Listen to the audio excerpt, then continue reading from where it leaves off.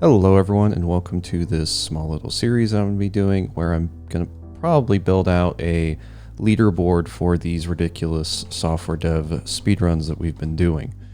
I just wanted a way to sort of track these and like have a way to categorize them just for, fun. And I thought this would be a fun little tutorial series. So the basic idea is there's this website, of course, called speedrun.com. It's where a lot of people go to post their runs for the sake of ranking themselves against other people. I'm not really interested in ranking myself against other people by doing these, but I just wanted a way to look at all of the different things I've done and sort of see what like the average time is and stuff like that. Just pull some data out of it. So the basic way it works is you have like a set of games. You click on one of the games. In this case, I'll click on Minecraft because I've been playing Minecraft recently. And you can then see like what the player is, what the rank they are, what their in-game time is. Now, of course, we're doing software development, so there's not going to be an in-game time. It's just going to be a regular time. So it'll be like your rank, your name, your time, and then I guess like the date that you did it at, and then any additional information, but I don't think we really need that. So in this case, what I'm going to do is I'm just going to start by creating essentially the game and the category, I think, and then we'll just go from there. So we're going to start by creating a new Rails project. I'll just call this one the video project because it's already in our speedruns leaderboard folder. And then I'll just say this needs to be -C. We'll use Bootstrap for this. -J will be ES build. And we'll, I guess, use Postgres. Sure, why not? -D PostgreSQL. We can go ahead and run that. It'll set up all of the stuff. And then we should be good to go from there. So one thing that I am unfortunately aware of is there's really no good way to like store elapsed time, right? So that'll probably have to be like a whole input thing. It'll be a useful tutorial to get out of this. So that is one thing to consider. We might have to just stub it out for now, maybe store it as, I guess either an integer or just like, I don't know, parse out a string or something. That's probably a future video problem while I sort of brainstorm how I want to do that. So for now, I think we add user accounts, we add a simple form, and then we just sort of get the basic app looking the way that we think it needs to look. So I'll cd into whatever I just called this, the video, and we'll just go ahead and do a bundle add for simple form and devise, of course. That'll add both of those. We'll then go ahead and we can do the Rails G simple underscore form :install space -- bootstrap. That'll give us our fancy forms. We can then do a Rails G devise :install command. And then we can do a Rails G devise user. And then we can do our Rails G devise :views, and that should give us our simple form views in our devise sign in, sign out stuff. So that's good. Now we need our categories. So Rails G category. I was thinking about naming it projects, but I think that calling it just a category makes more sense because if it's called projects, you might like associate it with actual projects you've done. But this sort of just needs to encapsulate like a group of projects. So I think a category makes more sense. So each category has a name, of course. Category will have many like projects under it or runs under it, whatever you want to call it. And I don't really know if there's anything else that's included for one of these. Let's go to the game again, one sec. So let's come over to, assuming Brave can figure out what it wants to do, we'll come over to games. It looks like it just has like the number of runs, which we can just infer. We have the name of the thing and a thumbnail. So we don't really need to add anything else. We'll just go with the name for now.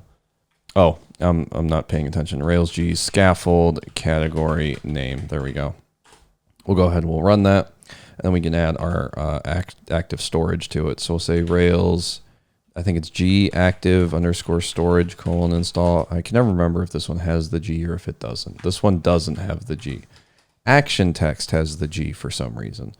I don't know what the difference is, but whatever. Rails DB :migrate. I might need to create the database actually.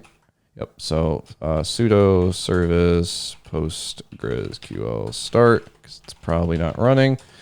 And then we can do a Rails DB : create Rails DB colon, oops, that's not good. We'll do a Rails DB colon drop because that's probably from a previous video. Then we can do our create. And there we go. So now let's do a Rails DB colon migrate. And then maybe we want to do a seed as well with our user account. So I'm actually going to back out of this, do a code dot, and then we'll clear our console. So I'm going to create the seed real quick just to create our starter account. So we'll come into our DB, our seeds folder. Inside of our seeds folder, we'll just do hit Control B to hide the side panel, Control plus to increase the font size. And then in here, we'll go ahead and we'll close out all of these. I don't know why all of that needs to be here. Yeah, sure. Create a main sample user, user.create with a name, email. I'm just interested in this actually creating the code and not making it more difficult, but it looks like GitHub Copilot has completely given up, which is fair. It is a day that ends in Y. Give it a password confirmation, and a user really doesn't have anything else for right now, so this is fine. We'll probably add in user roles later. So that works. Now let's do a Rails DB colon migrate and a seed command. That'll run both of those commands for us. And it looks like it's upset about, Rails DB colon seed. There we go. Okay, so that should run all of that. Now let's do a Rails S and take a look at what we have real quick. We'll come over to our localhost port 3000 and we got to set the routes.rb. We're going to give ourselves a root and let's make a Rails G controller pages home. And then we can come in here, change the get to a root, the slash to a hash. That'll work there. Rails S. Make sure this is working just fine. Now we do have Bootstrap, so we'll add in a nav bar real quick. We'll go to Google, Bootstrap 5, nav bar, already auto-completing. My browser knows me so well. I'm going to copy the first thing I see because I don't feel like reading. Come over to our side panel, come up to our app, views, layouts, right-click, new file, underscore navbar.html.erb. Hide the side panel, hit F11, paste this in here. So that'll give us our nav bar, but of course, if we refresh, it doesn't appear because we have to come into our application.html.erb. And then in here, we want to do a render in our layouts folder, which is where we put it. And the file is called navbar, but we leave off the underscore at the start because it's a partial. So oops, and I just blinded everyone. So that should work. Now I'm going to scroll out a bit because it's zoomed in too much. So it's rendering the weird little hamburger. So that gives us our nav bar. So that's pretty neat. But if we click on the drop down, nothing will happen. And the reason is we have to come up to getting started, introduction, and we need to grab the JS bundle here. Now there's multiple ways to include this. I'm just going to be adding in the JavaScript right here. You could, of course, install it in some other way, but this will give us Popper, and that should allow this to drop down as expected. So that's cool. Next thing that we want to do is replace this A tag right here. This will be a link to, we'll call this, I don't know, speedruns. And then this will be to the root path with a class of navbar-brand. The reason why we're doing this is because this is the little slightly bigger font size logo right there. So if we save this and refresh, it'll now say speedruns. So it's pretty cool. Let's come over to our home page right here and we'll do the same thing. It'll be a link to, not a new run. I don't know why GitHub Copilot did that. Link to, this is going to be home. This will take us to the root path with a class of nav-link and active. It's not actually active, but the reason why we're doing that is because it makes it slightly different color from everything else. So that looks fine like that. Now that we have that, we can get rid of this second one, the original one that was there. It'll cause it to shrink back down. Okay, cool. So now what we'll do is we'll grab this navbar link, and this will be for our categories and our runs. And then, of course, we have this drop down right here, which we'll cut out, and we'll get rid of this disabled link. So now if we save this, this is just a home with a link and a link. This will be projects, this will be runs, and then we got to get rid of the search bar. We might add in search in the future, but right now I'm not really interested in it. We'll put it right here. We then need to grab this UL tag. We'll paste this UL tag right here, but it has ME, which I don't know what that stands for. We'll change it to MR, and then we'll come down here and change this to a UL, or we'll add in a UL. And what this will do is it'll place the drop down on the right here. What happens if we get rid of that MR and change it to an ME again? You'll see it causes it to pop into the middle. So that's why we're changing that. Now, one thing to note, and I don't remember how to do this, by having the drop down on the right here, for some reason, it doesn't figure out it needs to be not overlapping, or not off the screen, which causes a horizontal scroll bar, which is kind of cringe. So we go to Google, we do like a bootstrap, nav bar, drop down, right align, and then hopefully we find the fix for this. It's a purple link on Stack Overflow, drop down menu right, there it is. So we need to add the drop-down menu right to the drop-down menu, wherever that may be, right here, I guess. Drop-down menu right. Save that, click on it. That was not the right place. I'm not paying attention. I don't know why. Oh, here we go. Drop-down menu end for Bootstrap 5. Because of course it is. There we go. And now if we refresh, click on the drop-down, now it's properly positioned. So that's pretty cool. Now we do want to change this drop down. This might be our current _ user.email. If you're logged in, we'll add in a username later. Now, of course, because we have this, we want to do something like if current user, then we do this, else, then we need to do our sign in, sign up links. So this will be our sign up. And then this will be our sign in. Now I don't like this terminology. This will be create account. This doesn't need to be an active link. Neither does this one. This will be our login link. Save that. Come over here, refresh, create account, login, create account. Now this out of the box will work with simple form. So we can actually create our accounts. It won't error out like regular form will. So we'll say dean@example.com with a password. This should error out because we already created the account. We did, cool. So we have that. Let's go ahead and let's log into that account, dean@example.com with a password. Hit F11, come into here.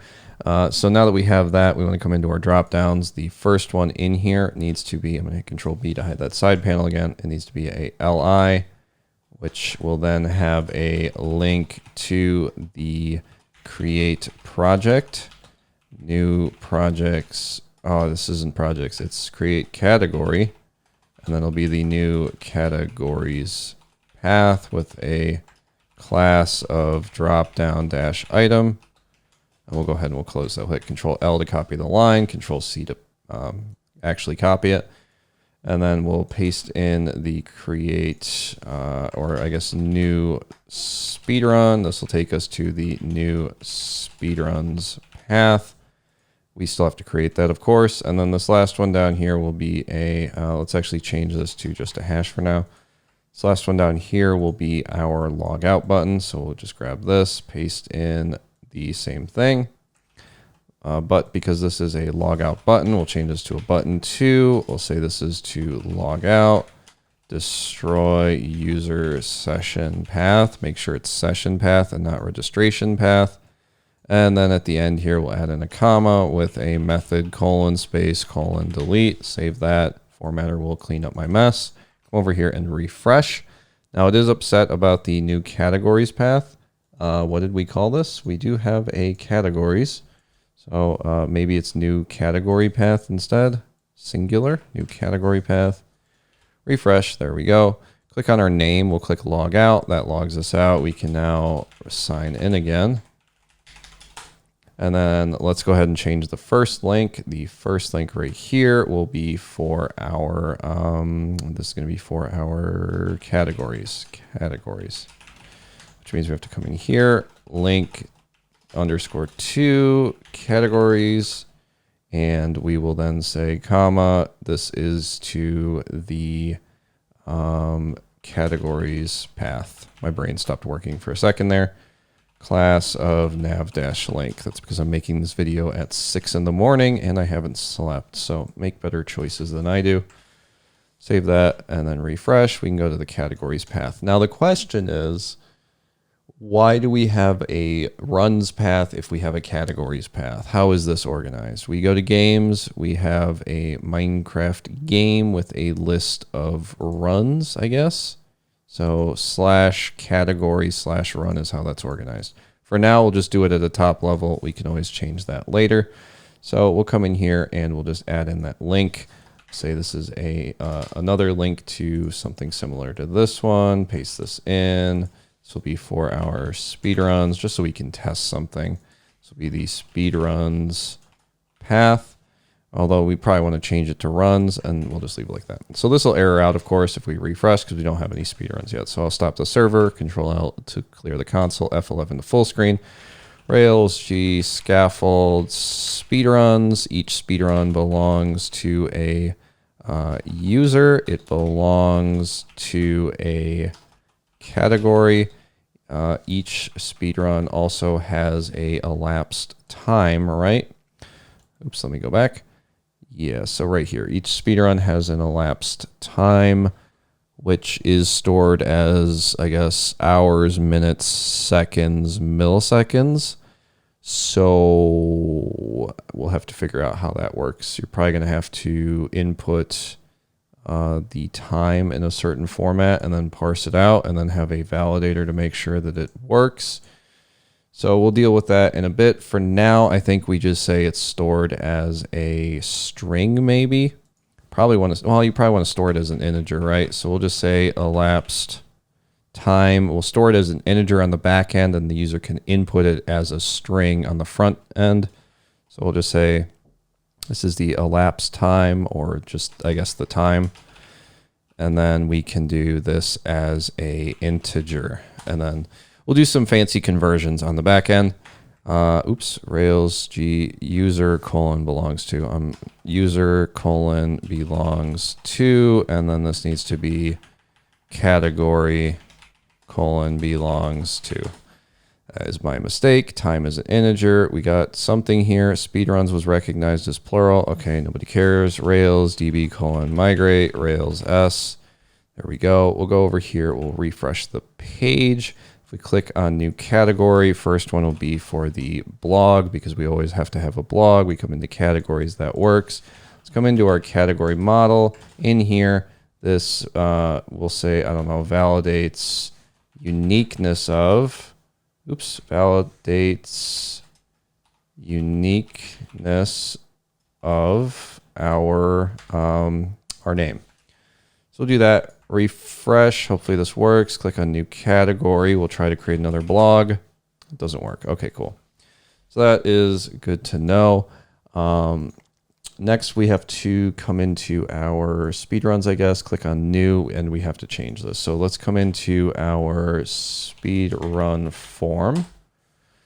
And then I'm hitting Control P, by the way, to navigate between these. I just vaguely type out where I want to go, like apl.html, and then, or apl.ht, and then it just figures out what the closest match is, like application.html.erb. So inside of our form here, we don't need the reference to the user because the user is creating their own run. We have the category, we have the time. The time for now is fine, just like this. But now we have to come into our speedrun controller. And then in our speedrun controller, before action to authenticate underscore user, and this will be except for the index and show. And then we can scroll down to the bottom, get rid of the user ID. And then instead of the user ID and the @create, we say @speedrun.user equals current user. And then for our category, let's also do, it has one attached thumbnail with a dependent destroy, I guess. And then let's come into our category controller. Oops, cat controller. There we go. And in here, we also want to do an authenticate user, just like that. And then in our params down here where we permit the name, we'll also permit the thumbnail. Although I guess this should probably be the photo, and then we can do, or like an image, and then we can do a conversion later. So we'll come into our category form, cat form. This will then have the name and a, oops, f.input for the image is what we called it, right? Image, come into category, change this to an image. We'll do a def thumbnail, and where it returns self.image.variant resize. This actually needs to be resized to limit : And then we need to do, let's just say 200 by 200 dot process. That works. We'll exit out of this, Control C to stop the server, because we need to come into our gem file. In our gem file, we need to find the image processing gem right here, uncomment that. You also want to make sure you have libvips installed, otherwise this will error out by default. Say Rails, or not Rails, we'll do a bundle that should install image processing, Rails S, and then we'll try to create another category. Come into our categories, new category. We'll say this is for our, what else did we do? We did our Twitter verified speedrun, right? We'll choose an image, and maybe I still have something in my downloads folder for this. Yeah, we still have our check mark. Oops, we're good with that. And then we'll say create category. So that was created. Image was attached. Let's come into our category, our underscore category, right? Below the name, we will do a image underscore tag where we do the category dot thumbnail. Instead of category dot image, we do category dot thumbnail, which we'll call that resized image, which will make sure it's only a set size. And then if I open up my consoles with Control Shift I, you can see this is stuck to 200 by 200, which is coming from our cat.rb model where we are returning that. Okay, so that's working. We don't need to display it on the categories page yet, of course, but this is interesting. It seems to not like the processed on the overall categories page. So let's see why that is. Come into our category partial. It is just grabbing the category.thumbnail, which is doing the resize to limit. I wonder if it's an issue with the process, maybe. If that's why. Oh, nope, I'm wrong. I'm not paying attention. It is because if we go back, we go to our categories 1/edit. This doesn't have a image attached. So we need to make sure that our categories don't error out if the image isn't attached. So we'll say if the image is attached, we'll do this, and then we can refresh. And now it's telling us that we have a nil being returned here. So inside of our actual category partial, we also want to do something where we say if category.image.attached ?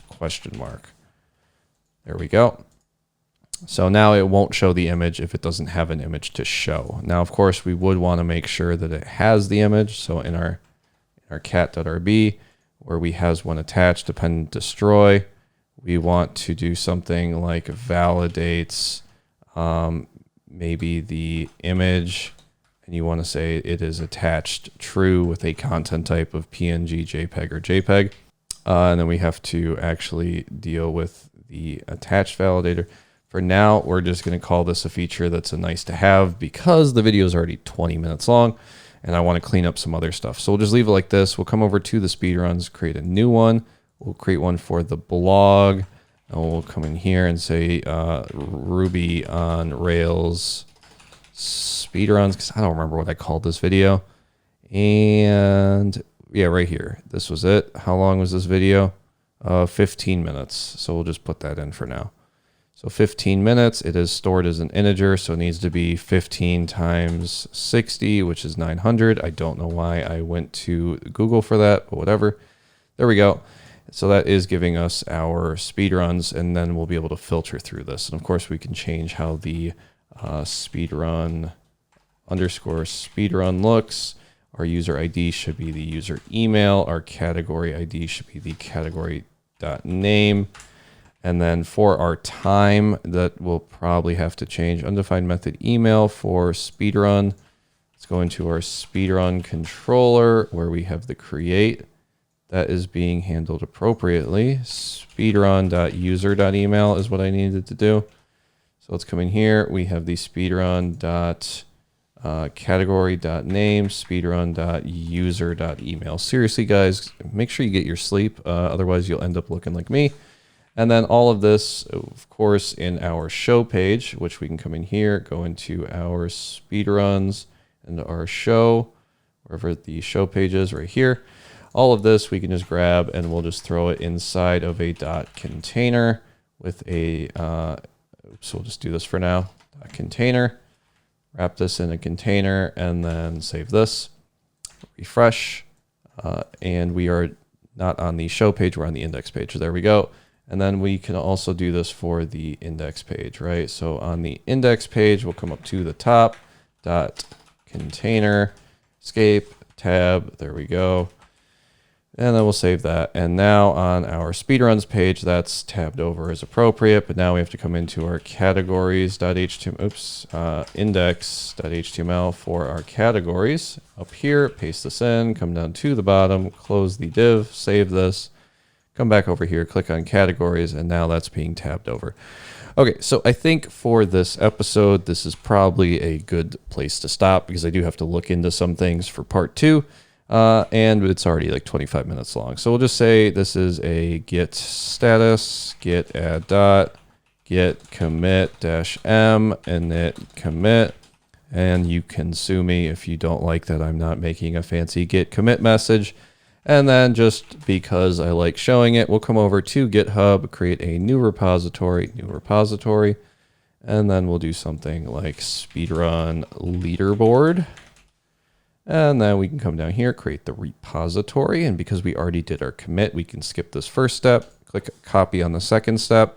Because I have my SSH key attached, I can just come over here, right click in my terminal, hit enter again. That'll push it up. And then I now have the code for today's video. Okay, so hopefully this is interesting. It's just sort of me walking through a project. I don't know how interesting that is, but hopefully we can use this in future speedrun videos, which I think will be a neat little, I don't know, Marvel style crossover, greatest crossover ever, where we use a project we built in our ridiculous projects where we try to entertain ourselves by wasting like 10 minutes of our life that we'll never get back. But yeah, hopefully this was interesting, and hopefully I will see you in the next video.